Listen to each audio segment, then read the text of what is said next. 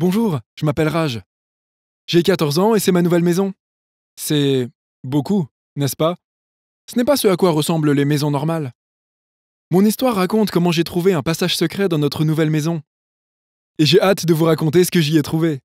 Lorsque j'étais plus jeune, nous vivions dans un petit appartement en ville. Il y avait assez de place pour moi, maman et papa, mais ma sœur est arrivée, puis mon frère. J'étais très excité lorsque ma mère nous a annoncé qu'elle avait un nouveau travail à l'université et que nous allions déménager dans une maison beaucoup plus grande, ce qui était génial. Mais quand j'ai réalisé que cela signifiait que j'allais aussi changer d'école, ce n'était pas terrible.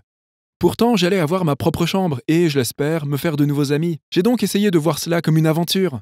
Nous avons mis toutes nos affaires dans un camion de déménagement et nous sommes venus ici.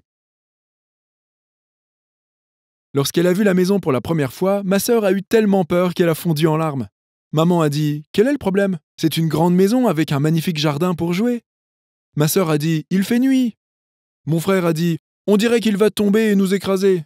J'étais comme: Maman, ça va être assez difficile d'être le nouveau à l'école sans être le gamin qui vit dans une maison bizarre et effrayante. Papa a essayé de remonter le moral de tout le monde en disant: Allez tout le monde, il faut juste faire quelques travaux pour que ce soit plus confortable.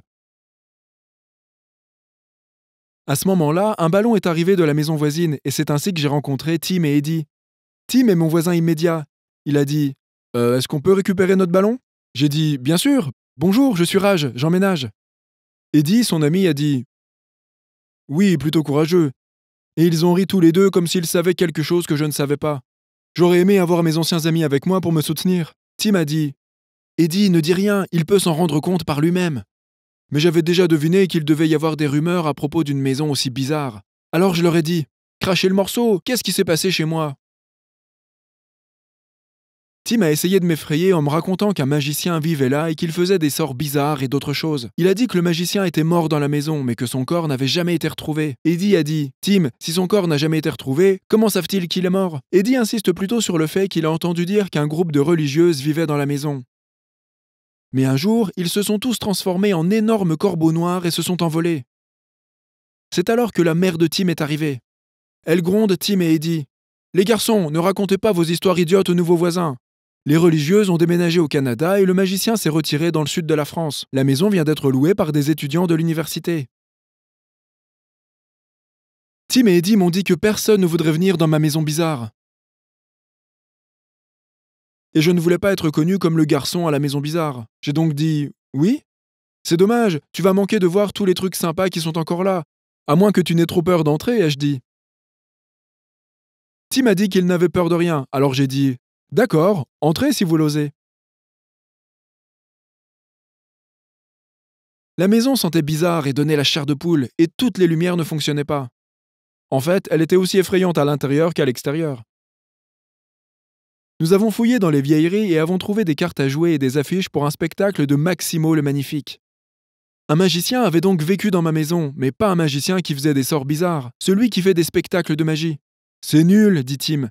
J'étais tellement ennuyé que je voulais quelque chose qui ferait croire à Tim et Eddie que moi et ma maison étions cool.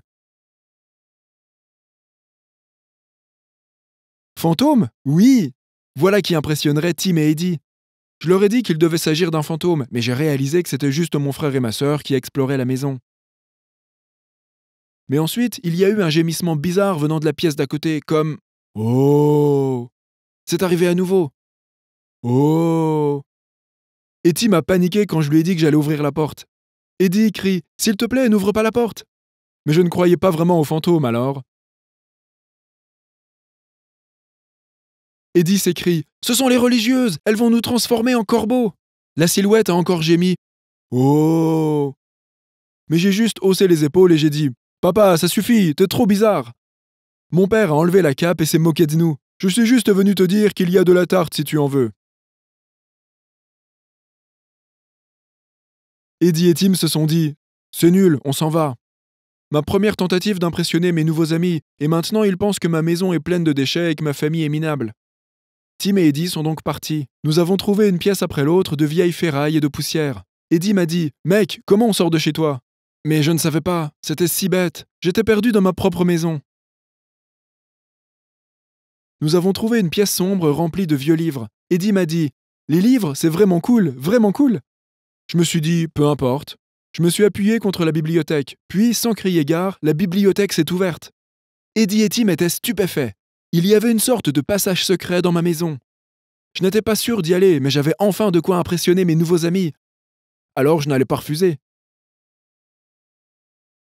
Il faisait très sombre. Je suis passé devant, mais Eddie et Tim n'étaient pas loin derrière. Nous sommes descendus si bas que je pense que nous devons être sous la maison. Nous sommes arrivés dans un couloir sombre. Tim a dit que des contrebandiers vivaient dans cette région il y a des centaines d'années et qu'il s'agissait peut-être d'un ancien tunnel de contrebande. Eddie a dit que tout le monde savait qu'ils avaient creusé d'énormes tunnels ici pour la centrale électrique locale et qu'ils n'étaient pas tous utilisés. Ils ont commencé à se disputer. Mais j'étais comme « les gars, il y a quelqu'un ici avec nous !» Tim et Eddie ont ri. Ils pensaient que c'était encore mon père, mais ils se sont rapprochés. Il y avait 3 autres personnes dans le tunnel.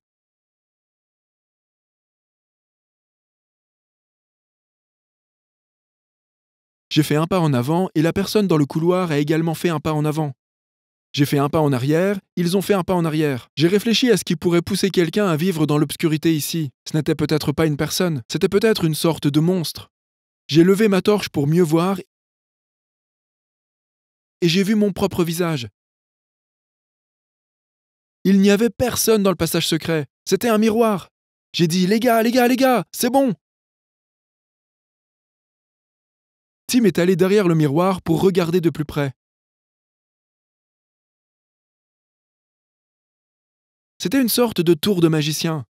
Mais Eddie et Tim étaient heureux que j'ai finalement été aussi terrifié qu'eux. C'est alors que nous avons entendu la voix de la mère de Tim et senti sa tarte. « Les gars, le tunnel doit mener à la cuisine.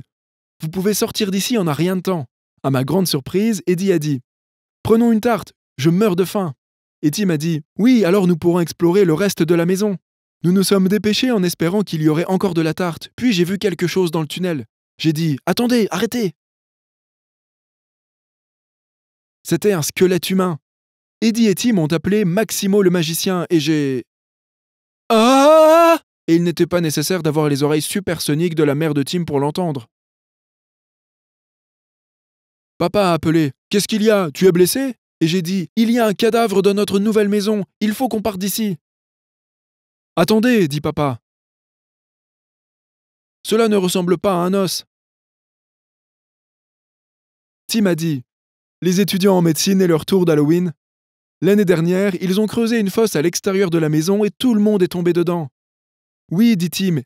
Et l'année d'avant, ils ont transformé la sonnette en cri. C'était trop drôle. Étudiant en médecine, pourquoi personne ne me l'a dit? Puis mon père a dit bon, ça suffit de rester dans le couloir. C'est l'heure de la tarte.